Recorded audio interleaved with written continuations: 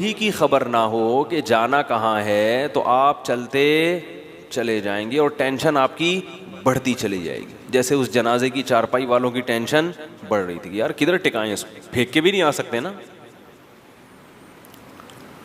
तो अल्लाह ने मिसाल दी है क्या, ज़ुलुमातिन फी बहर, फरमाया बहुत सारे अंधेरे हों और कोई शख्स समंदर की तह में हो, फी बहरिन लुज्जियिन, समंदर भी बहुत जोरदार लहरों वाला गहरा समंदर जिसकी गहराई में बहुत ज्यादा अंधेरा होता है, वक्त भी रात का हो,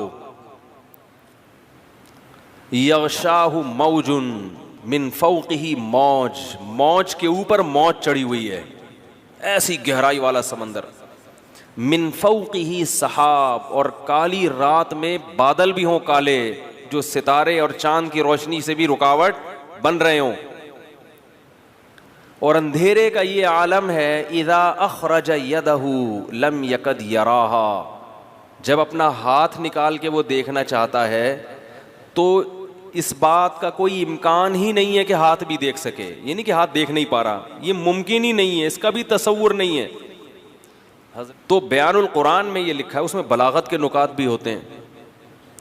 उन्होंने लिखा है कि हाथ की मिसाल अल्लाह ने क्यों दी है, इज़ा अख़रज यदहू, अल्लाह ने कहा कि इतना अंधेरा है कि हाथ निकाल के देखना चाहे तो वो भी नज़र नहीं आता। फरमाया इसलिए कि हाथ को अपने हिसाब से करीब और दूर कर सकते हैं। बाज़ लोगों की दूर की नज़र कमज़ोर है, बाज़ की करीब की नज़र कमज़ोर है। हाथ के अलावा जो है ना, हाथ जब आप ऐसे करें, ऐसे कर लो, थोड़ा दूर कर लो, यूँ आंखें फाड़ के थोड़ा सा, और अपने हिसाब से मैनेज कर सकते हो आप उसको। अपना हाथ भी अगर सुझाई नहीं दे रहा, किस कदर अंधेरा होगा। तो अल्लाह फरमाते हैं इस शख्स की मिसाल है किसकी, जिसके पास हिदायत की रोशनी नहीं है। जैसे ये हैरान सरगर्दान सफ़र करेगा, अब इसको क्या पता कि अगला कदम मैंने कहाँ रखना है, अगले कदम में खाई है या फूल बिछे हुए हैं या कालीन बिछे हुए हैं। सारी ज़िंदगी इसी कसम पुरसी में गुजारेगा जो शख्स, उसकी दिल की हालत क्या होगी, दिमाग की हालत क्या होगी, कैसी परेशानी होगी। ये दुनिया का अजाब है उन लोगों के लिए जो शरीयत को फॉलो नहीं करते। हर शख्स को खुश करने की कोशिश में लगे हुए हैं। दाढ़ी क्यों नहीं रखी जाती, लोग क्या कहेंगे। तो क्या बगैर दाढ़ी वालों से लोग खुश हैं भाई? मैं अच्छा नहीं लगूंगा, मुल्ला मुल्ला सा लगूंगा, लोग क्या कहेंगे। तो भाई लोग तो अल्लाह ताला ने यानी दुनिया में सज़ा क्या दी है। मैं ये अर्ज़ कर रहा था कि हम दुनिया को खुश करने के लिए काम करते हैं, मगर दुनिया खुश कि हम भी क्या करते हैं। काफिर तो मुकम्मल कंफ्यूज होता है, मुसलमान आधा तीतर आधा बटेर। वो कलमा तो पढ़ लेता है, जन्नत जहन्नम पे यकीन भी कर लेता है, लेकिन आधी शरीयत को फॉलो करता है। वो इतवार को बयान सुनने आ जाएगा, जुम्मे का बयान सुन लेगा, लेकिन बहुत सारी चीज़ों में क्या करेगा, यार नहीं यार ये बीवी नाराज़ हो जाएगी, यार ये तो अब्बा, ये तो दोस्त बोलेंगे यार तुम तो प्रोफेशनल मौलवी लग रहे हो बिल्कुल ही, यार तुम तो बिल्कुल ही यार यानी अजीब से हो गए हो। इस तरह की बातें लोग करते हैं। तो ऐसे लोग ये समझते हैं कि हम लोगों को खुश करके सुकून की ज़िंदगी गुजारेंगे, हालांकि वो सुकून की ज़िंदगी नहीं गुजार सकते। क्यों? कुरान ने इसको बड़ा अच्छी मिसाल से समझाया है। फरमाया ज़रबल्लाहु मसलन रजुलन फ़ीही शुरकाउ मुतशाकिसूना व मसलन व रजुलन सलमन लिरजुल। फरमाया बताओ एक आदमी ऐसा है जिसके कई आका हों, कई महबूब हों, और वो कई महबूब भी ऐसे हैं जिनके मिजाजों में आपस में बड़ा इख्तिलाफ हो। कई महबूब ऐसे हैं जिनके मिजाजों में आपस में, मिसाल देता हूं, किसी की 4 बीवियां और चारों अपोजिट दिमाग की हैं, तो वो डिप्रेशन का मरीज बनेगा कि नहीं बनेगा? चारों को खुश रखना उसके लिए मुमकिन होगा ही नहीं। चारों का मिजाज बिल्कुल अलग, चारों फड्डेबाज। वो कहती है मेरी दावत कबूल करो, मेरे यहाँ नाश्ता करो, कह रही नाश्ता आपने मेरे यहाँ ही करना है। तीसरी कह रही है नाश्ता तो आपका बाप भी मेरे यहाँ करेगा। चौथी कह रही है नाश्ता रोजाना किसके घर होगा? मेरे घर। एक के अब्बा SHO हैं, एक के DSP, एक के आर्मी में कर्नल हैं, और एक के अब्बा इलाके के नाजिम हैं भाई, और होलसेल के हिसाब से साले भी हैं। अब चारों का मुतालबा क्या है? नाश्ता किसके यहाँ होगा? आप कहोगे भाई नाश्ता तुम्हारे यहाँ, लंच तुम्हारे यहाँ, डिनर तुम्हारे यहाँ, कोशिश करोगे ना? नहीं, मुतशाकिसून, झगड़ालू, ना ना ना, जिद्दी। बोल दिया नाश्ता आपने कहाँ करना है, इधर करना है, तो बढ़ेगा कि नहीं बढ़ेगा? ये टेंशन से बोलेगा भाई 4 पराठे थोड़ी खा सकता हूं मैं, चलो इधर भी नाश्ता कर लिया, उधर भी कर लिया, उधर भी, फिर लंच में यही फड्डेबाजी। तो चारों को खुश रख सकता है? बोलो भाई, नहीं रख सकता। एक कह रही मुझे अपने साथ सफर पे लेके जाओ, दूसरी कह रही इस दफा सफर पे मैंने जाना है, तीसरी कह रही इस दफा तो इन दोनों नहीं जाना, मैंने ही जाना है। वो कुरान अंदाजी करेगा, नहीं कुरे को हम नहीं मानते, चलो बेगम तुम्हें इस दफा तुम्हें ले जाता हूं, अगले चक्कर में तुम्हें नहीं, इसी दफा मैंने भी। मुतशाकिसून का मफहूम समझा रहा हूं आप, फड्डेबाज। हर एक की ख्वाहिश है कि अभी मेरी जो चाहत है उसको पूरा करो। भाई आप पूरे हो जाओगे इसमें? नहीं हो सकता। 4 दोस्त हैं, कोई भी 4 महबूब हैं, या 3 हैं, या 2 हैं, या कई सारे हैं, अल्लाह फरमाते हैं ये शख्स कभी भी सुकून की जिंदगी, बोलो भाई। आप कहेंगे फिर मैं 4 की तरकीब क्यों देता हूं जब सुकून अल्लाह खुद कह रहे हैं? भाई वो इसलिए कि ऐसा होता नहीं है कि चारों, एक का नाश्ता कर लो, एक के लंच कर लो, एक के डिनर कर लो, अगले दिन फिर नाश्ता यहाँ कर लो। तो बारियाँ शरीयत ने इसी फड्डे से बचने के लिए, फिर भी नहीं है तो फिर जाओ डॉक्टर को दिखाओ। तो हम कब कहते हैं कि लड्डू खाने की नीयत से करो? हम तो कहते हैं भाई जिहाद है, पिटोगे ठीक है, ये तो हम पहले कहते हैं। सवाब मिलेगा मगर पिटने का अलग मिलेगा और शादी का अलग से मिलेगा, तो ज़रूरत है मुआशरे की। तो अल्लाह ताला फरमाते हैं कि एक आदमी है, ऐसे हैं जिसके महबूब हैं, जिसके कई खुदा हैं। एक खुदा को खुश करते हो, दूसरा खुदा नाराज हो जाता है। दूसरा वो है सलामल रजुल, जिसका सिर्फ एक आका है, उसको पता है सिर्फ मैंने इसको खुश करना है, इसकी चाहतों को पूरा करना है। फरमाए बताओ हल यस्तवियानी मसाला, क्या सुकून और इत्मीनान में दोनों बराबर हो सकते हैं? आज मसला ये है कि हमने एक अल्लाह को महबूब हकीकी बनाया ही नहीं है। जुम्मे की नमाज पढ़ लेते हैं अल्लाह को खुश करने के लिए, एक आध रोज़ा भी रख लेते हैं अल्लाह को खुश करने के लिए, ईद पे नहा भी लेते हैं अल्लाह को खुश करने के लिए, लेकिन बहुत सारे काम हैं जिनसे अल्लाह नाराज़ हो रहा है मगर बीवी बच्चे खुश हो रहे हैं, वो भी चलेगा साथ में। जहेज़ भी ले रहे हैं, नफ्स खुश हो रहा है इससे, सूद भी खा रहे हैं, बैंक की जॉब भी कर रहे हैं। रमज़ान में जिस दिन देखा कि यार ज़रा आज बड़ा मुश्किल लगेगा, ऑफिस में दिल नहीं लगेगा अगर मैंने कुछ खाया पिया नहीं, तो रोज़ा गोल। एक साहब का मेरे पास फ़ोन आया कि हज़रत मैं वो 11 बजे ऑफिस आया हूँ, मैंने सोचा था कि अगर गर्मी सख्त हुई तो छोड़ दूँगा, गर्मी कम हुई तो रख लूँगा, तो 11 बजे मैं नियत कर सकता हूँ, आज मौसम अच्छा है। मैंने कहा यार तुम अजीब आदमी हो, रखना है भाई ये तो रखना ही रखना है। तो कभी किसी को बाबूद, कभी किसी को माबूद, तो इससे लोग क्या होते, और ये सब क्या हैं? एक दूसरे के मुखालिफ भी हैं। सारी मखलूक को, सारे इंसानों को आप कभी भी खुश, सारे रिश्तेदारों को खुश नहीं कर सकते। अम्मा को खुश करो तो बीवी नाराज, बीवी को खुश करो तो अम्मा नाराज, बहनों को खुश करो तो बेगम नाराज। अजीब सा हिसाब चल रहा है, तो कहीं भी नहीं हो सकता। इसलिए एक कानून बना दो भाई, हमारा रब कौन है? अल्लाह है, सबसे पहले वो है, बाकी सब उसके बाद। नाराज होते हो तो होते रहो, तुमने भी मर के मिट्टी हो जाना है, हमने भी मर के मिट्टी। इज्जत करोगे तो अच्छी बात है, नहीं करते तुमने भी मिट्टी। जिन्होंने इज्जत की है फिरौन की है भाई, वो फिरौन भी गया और वो इज्जत करने वाले भी गए। फिरौन गर्क ना भी होता तो भी अब तक तो वैसे ही मर चुका होता। तो वो रंग रलियों पे ज़माने की न जाना ए दिल, ये ख़िज़ां है जो बअंदाज़े बहार आई है। जितनी मर्दी इज़्ज़त हो, शोहरत हो, मिट्टी में दफन करने के बाद ना 2-4 दिन के बाद कोई भी याद नहीं करता। ऐसी दुनिया की हकीकत है। शोहरत से तो कभी भी मुतासिर नहीं होना चाहिए, अपनी भी या किसी और की भी।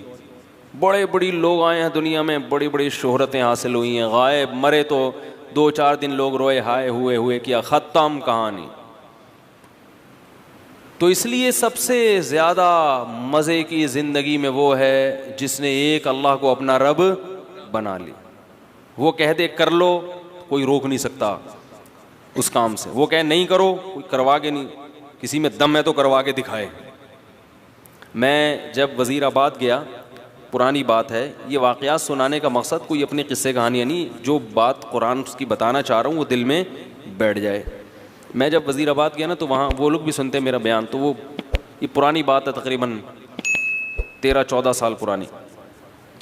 तो उन्होंने 1 महीना रमज़ान का मैंने वहाँ गुजारा, वो मेरे दर्स हुए, उन्होंने बड़ा मेरे दर्स को पसंद किया। तो उन्होंने मुझे कहा कि आप यहीं ठहरें, अब आप यहाँ इमामत भी करें और यहाँ खिताबत भी, हम आपको इतनी तनख्वाह देंगे, हज कराएंगे, ये करेंगे, बड़ा भारी भरकम लालच। मैंने कहा नहीं, मैं तो कराची वापस जाऊँगा। मैंने कहा नहीं, मैं तो, बच्चे भी थे मेरे साथ, बहुत इकराम किया उन्होंने, वाकई बड़ा इकराम किया। वज़ीराबाद में एक मस्जिद है दारा कबूतरा के नाम से, वो लोग सुनते हैं कभी कभार बयान तो सुन रहे होंगे। यानी 1 महीना मैंने अपने घर से खाना, कहते ने 1 महीना नहीं खाया, कोशिश के बावजूद कि भाई आज हम ज़बरदस्ती मुकाबलेबाजी, सुबह सहरी में खड़े होते थे, ये दूध लेके दही लेके, भाई खुद बनाने दो यार घर में, आदत ख़राब हो जाएगी, नहीं। फिर वो इफ्तारी में फिर खाना, वो भाई मज़े ही मौजा। पंजाब वाले माशाल्लाह खिलाने पिलाने में, कराची वाले भी खिलाते हैं कि पंजाब वाले खाते भी हैं ना, तो जो अब वो अपने हिसाब से भी खिलाते हैं। कराची वाला तो नहीं वाले, वो खुद भी पेट भर जाएगा उसका, आपको भी वो समझेगा पेट भर गया, सामने वाले सेहतें नहीं है यहाँ पे। तो अब क्या हुआ है कि वो रोज़ाना सुबह मजलिस होती, मेरा दर्स के बाद वो बैठते, भाई आप यहाँ ठहरे, मैं कहता नहीं मुझे जाना है वगैरह वगैरह। 15 दिन उन्होंने ज़ोर लगाया, उन्होंने देखा टिकने का नाम ही नहीं ले रहा। उन्होंने कहा आपको प्रॉब्लम क्या है? मैंने कहा भाई मैं, जो मेरे उस्ताद हैं, जो मेरे शेख व मुर्शिद हैं, मैं उनका आदमी हूँ। मैं क्या हूँ? मैं उनका आदमी हूँ। जब मैं मदरसे में आया था तो मैंने अपने आप को उनके हवाले कर दिया था कि अब अपनी लगाम हमने उनके हाथ में पकड़ा दी, क्योंकि उन पर एतमाद था। ऐसे ही किसी के हाथ में नहीं लगाम पकड़ाई जाती, पहले उनको परखा अच्छी तरह, भाई इनमें दुनिया की मोहब्बत नहीं है और इल्म भी इनका कामिल है। तो अब हम बच्चे हैं, हम बजाय इसके कि अपनी ज़िंदगी को ख़ुद मुतय्यन करें, किसी बड़े के हवाले कर दो। उन्होंने हमें पढ़ाया, उन्होंने हमें लिखाया, ये सारा इल्म जो हम यहाँ आके आपकी ख्याल के मुताबिक मोती बिखेर रहे हैं, सब उनकी मेहनत है। अब हमें पैसों की ऑफ़र आ रही है तो हम उनको टाटा करके चले जाएं, ऐसा नहीं होगा। तो मैंने कहा कि उनको लेटर लिखें, वो अगर मुझे कहेंगे ना कि यहीं ठहरो, तो आप मुझे यहाँ से भगा के दिखाओ फिर, ठीक है।